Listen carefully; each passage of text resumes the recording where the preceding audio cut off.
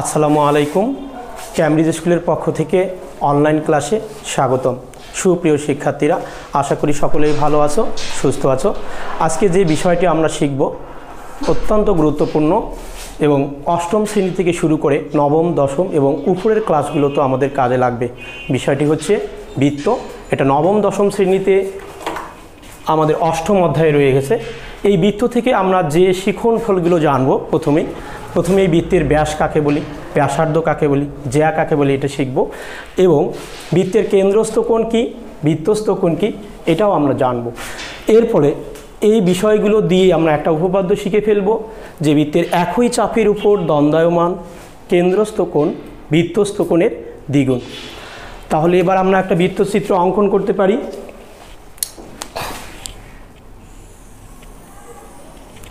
আমরা একটা বৃত্তের চিত্র অঙ্কন করে ফেললাম। এই বৃত্তে যে মাঝের এরকম একটা বিন্দু থাকে, এটাকে আমরা কেন্দ্র বলে থাকি। এবার কেন্দ্র দিয়ে পরিধি পর্যন্ত যে সরলরেখাটা যায়, কেন্দ্র দিয়ে পরিধি পর্যন্ত যে সরলরেখাটা যাবে সেটাকে আমরা বলে থাকি ব্যাস। আর কেন্দ্র থেকে পরিধি পর্যন্ত যে রেখা থাকবে, এখানে হলো কেন্দ্র থেকে, আর এটা হচ্ছে আমাদের ব্যাসার্ধ। আর পরিধির উপর যে কোনো দুইটা বিন্দু যদি থাকে, পরিধির উপর যে কোনো দুইটা বিন্দু, এর সংযোগ সরলরেখাকে আমরা জ্যা বলে থাকি। তো সেক্ষেত্রে এই যে কেন্দ্র দিয়ে যে সরলরেখাটা গিয়েছে, এই সরলরেখাটাও কিন্তু আমরা এক ধরনের জ্যা বলতে পারি। এটাকে বৃত্তের বৃহত্তম জ্যা বলা হয়। এরপরে আমরা শিখব এখানে কেন্দ্রস্থ কোণ এবং বৃত্তস্থ কোণটা কি, সেটা শিখব। দেখো, আরেকটা বৃত্ত আমি ওখানে অঙ্কন করলাম। এই বৃত্তের যদি কেন্দ্র এটা হয়ে থাকে, কেন্দ্রস্থ কোণ তোমরা দেখো সহজেই বুঝতে পারবে। কেন্দ্রস্থ কোণ মানেই হচ্ছে কেন্দ্রের মধ্যে উৎপন্ন হবে। তার মানে কি, এটা যদি বৃত্তের কেন্দ্র হয়ে থাকে তাহলে এই কেন্দ্রের মধ্যে একটা কোণ উৎপন্ন করতে হবে। তো সেক্ষেত্রে অবশ্যই বৃত্তের একটা চাপের প্রয়োজন আছে। এই বৃত্তরে আমি একটা চাপ নিলাম, এখান থেকে এইটুকু অংশ, এই চাপের উপর এতটুকু অংশ নিলাম। তো এই চাপ কেন্দ্রের মধ্যে যে কোণটা তৈরি করবে, এটা হচ্ছে আমাদের কেন্দ্রস্থ কোণ। আমরা কেন্দ্রস্থ কোণ তাহলে বুঝতে পারলাম। যেহেতু কেন্দ্রস্থ কোণের কথা বলছে, সবসময় মনে রাখবো কেন্দ্রের মধ্যে থাকবে, বৃত্তের কেন্দ্র যেখানে আছে সেখানে এই কোণটা উৎপন্ন হবে। এরপরে বলা হয়েছে কি বৃত্তস্থ কোণ। বৃত্তস্থ কোণ যদি হয়ে থাকে, আমি আর একটা চিত্র দিয়ে দেখাচ্ছি। এটা বৃত্তের যদি কেন্দ্র হয়ে থাকে, তো এখানেও আমাদের একটা চাপের প্রয়োজন আছে। চাপ নিলাম, এই যে হলো একটা চাপ। তো এই চাপ এবার বৃত্তস্থ কোণ মনে হলে বৃত্তের এই পরিধির উপর যে কোণটা তৈরি করবে সেটা আমাদের হচ্ছে বৃত্তস্থ কোণ। দেখো এই যে এখানে একটা আমাদের কোণ তৈরি হয়েছে, এই কোণটাকে আমরা বলে থাকি বৃত্তস্থ কোণ। এটা হচ্ছে আমাদের কেন্দ্রস্থ কোণ, এটা হচ্ছে আমাদের বৃত্তস্থ কোণ, এটা হচ্ছে আমাদের ব্যাসার্ধ, এটাকে আমরা বলি ব্যাস, এটা হচ্ছে আমাদের জ্যা। এই বিষয়গুলোকে কাজে লাগিয়েই আমরা একটা উপপাদ্য আজকে পড়ে ফেলবো। উপপাদ্যটা আমি আবারও বলতেছি, বৃত্তের একই চাপের উপর দণ্ডায়মান কেন্দ্রস্থ কোণ বৃত্তস্থ কোণের দ্বিগুণ। তাহলে আমরা এখন উপপাদ্যটা দেখব। আমরা একটা বৃত্তের চিত্র আবার অঙ্কন করি। বৃত্তের হলো কেন্দ্র, আমি কেন্দ্রের নাম দিলাম ও। এই বৃত্তের আমি চাপ নিলাম,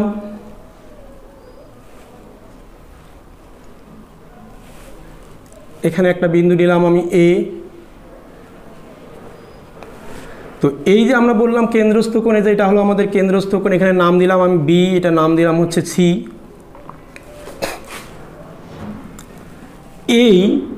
এই চাপের মধ্যেই দেখো একই চাপ, যেহেতু বলছে ওরা কি একটা চাপের মধ্যেই বৃত্তস্থ কোণ এবং কেন্দ্রস্থ কোণ থাকার কথা বলেছে, সেক্ষেত্রে এই চাপটা হচ্ছে আমাদের বিসি চাপ। এই চাপের উপরেই আমাদের দেখো এটা একটা বৃত্তস্থ কোণ হয়ে গেছে। তো এবার আমরা এই এসি রেখাটা যেহেতু বৃত্তের জ্যা হয়ে গেছে, আমরা ব্যাস দিয়ে একটা রেখা নেব, এটা যোগ করলাম, এটাকে আমি একটু বর্ধিত করে দিলাম, এখানে আমি হয়তো নাম দিলাম ডি। দেখো আমাদের চিত্রটা অঙ্কন করা হয়ে গেছে। এখন আমরা প্রমাণের বিশেষ নির্বাচনের কাজটা আসবো। বিশেষ নির্বাচন বিনি ও কেন্দ্র বিশিষ্ট বৃত্তে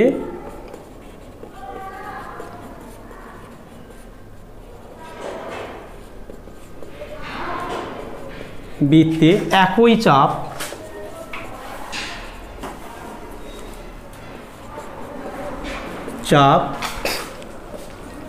বিসি এর উপর দণ্ডায়মান কেন্দ্রস্থ কোণ বিওসি কোণ এবং বৃত্তস্থ কোণ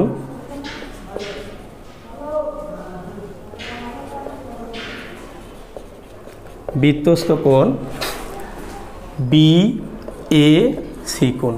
প্রমাণ করতে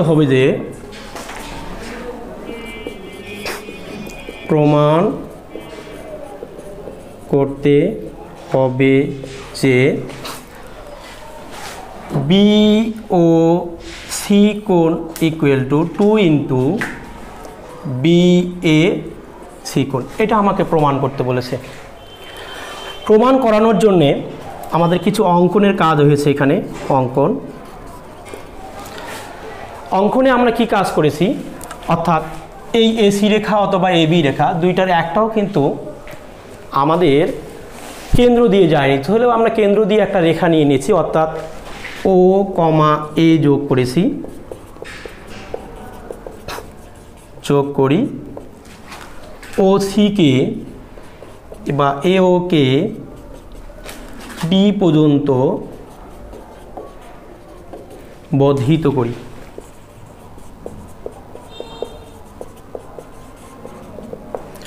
আচ্ছা, এতটুকু কাজ হয়ে গেছে। এবার আমরা অঙ্কনে এতটুকুই কাজ করেছি। এরপরে আমরা আসবো প্রমাণে কি কাজ করব। দেখো প্রমাণের আমরা শুরুতেই দেখো যখনই আমরা এটা যোগ করেছি, এখানে দুটো ত্রিভুজ হয়েছে, এই একটা ত্রিভুজ, এই একটা ত্রিভুজ। এই দুটো ত্রিভুজের যে কোনো একটা ত্রিভুজ নিয়ে আমি প্রথমে কাজ করলাম, যে এ ও বি ত্রিভুজের।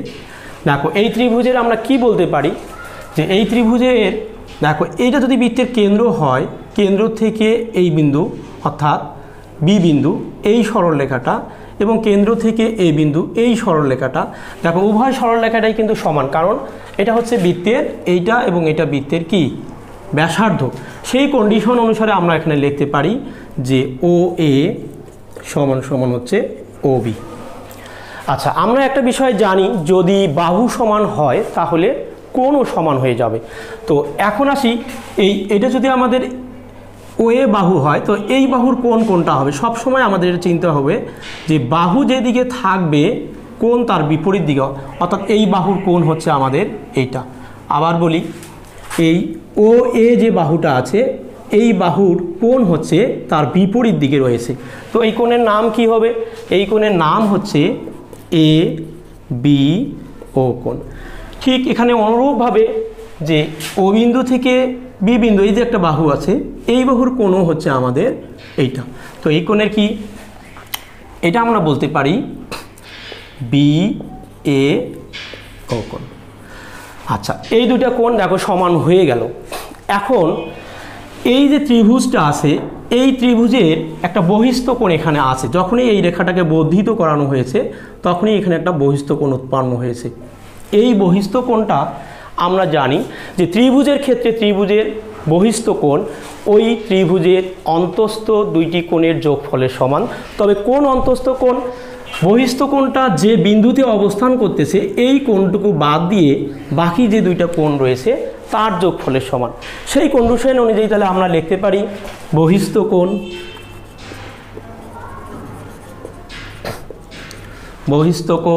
বি ও ডি কোণ সমান সমান আমরা লিখতে পারি, একটা লিখতে পারি এ বি ও কোণ যোগ হচ্ছে বি এ ও কোণ। এখন দেখো উপরের লাইনেই তোমরা দেখতে পাচ্ছ এই দুইটা কোণ কিন্তু আবার সমান। এখানে এই দুইটা কোণকে আবার কি করেছি, আমি যোগ করেছি। এখন এই দুইটা কোণের থেকে আমি যে কোনো একটা কোণ রাখবো। এখন কোন কোণটা রাখবো সেক্ষেত্রে আমাদের অবশ্যই প্রমাণটা খেয়াল করতে হবে। যে প্রমাণে আমাদের চেয়েছে, দেখো বি এ সি কোণের কথা বলা হয়েছে, তার মানে কি এই এ কোণের কথা বলা হয়েছে।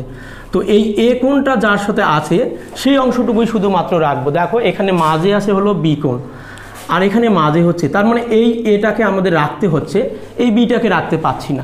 তো সেক্ষেত্রে দেখো উপরে দেওয়া আছে এ বি ও কোণ সমান সমান এটা, তাহলে আমরা এটা লিখতে পারি যোগ, আচ্ছা এখন দেখো দুইটাই সেম হয়ে গেল, তাহলে আমরা খুব সহজেই আমরা এখানে লিখতে পারবো 2 ইন্টু, এটা আমরা সমীকরণ নাম্বার 1 দিলাম। আমাদের 1 নং সমীকরণ হয়ে গেল। এখানে আমাদের আর একটা ত্রিভুজ রয়েছে, এবার আমরা সেই ত্রিভুজ নিয়ে কাজ করব। এবার ত্রিভুজ হচ্ছে AOCA। এখানে আমরা অত প্রমাণ আর দেখাবো না, শুধু এই ত্রিভুজে আমরা অনুরূপভাবে লিখব, অনুরূপভাবে। এখানেও একটা বহিস্থ কোণ আছে, যখন এইটা বলছে এই যে বহিস্থ কোণটা, এই বহিস্থ কোণটাও সেম একই রকম কাজ হবে। তাহলে এই বহিস্থ কোণের নাম আমরা কি লিখতে পারি, COD কোণ সমান সমান 2। ঠিক এই কোণটা আমরা লিখব, এই কোণের নাম তাহলে কি, CAO কোণ। এটা সমীকরণ নাম্বার হলো 2। এখন আমরা 1 নং এবং 2 নং সমীকরণকে যোগ করে দেব। 1 যোগ 2। 1 নং সমীকরণে দেখো আমরা কি পেয়েছি, BOD কোণ যোগ, 2 নং সমীকরণে পাইছি COD কোণ। এখানে আমরা কি পেয়েছি, 2 ইন্টু, দেখো আমরা পেয়েছিলাম BAO কোণ পেয়েছিলাম, BAO কোণ যোগ, এখানে কি পেয়েছিলাম 2 ইন্টু CAO কোণ। আচ্ছা এখান থেকে এখানেও 2 আছে, এখানেও 2 আছে, তো আমরা 2টা কমন নিয়ে নিব, তাহলে হচ্ছে BO কোণ যোগ CAO কোণ। এখন আমরা দেখব এই দুইটা কোণ যোগ করলে আমাদের কোন কোণটা হচ্ছে, একটা হচ্ছে এই কোণ আর একটা হচ্ছে এই কোণ। তো এই দুইটা কোণ যদি আমি যোগ করে দিই তাহলে পুরা এই কোণটা আমরা পেয়ে যাব। তাহলে এই কোণের নাম কি, এই কোণটার নাম হচ্ছে 2 ইন্টু BAC কোণ। আচ্ছা এদিকে আমরা লিখব, বা এই দুইটা কোণ যদি আমরা যোগ করে দেই, দেখো এই কেন্দ্রস্থ কোণকে এইটা এবং এইটা, এই দুইটা কোণ যদি যোগ করে দেই আমরা পাবো BOC কোণ। আমাদের দেখো প্রমাণেই কিন্তু এটাই বলেছে যে কেন্দ্রস্থ কোণ বৃত্তস্থ কোণের দ্বিগুণ। প্রমাণ হয়ে গেল। সবাই ভালো থাকো, সুস্থ থাকো।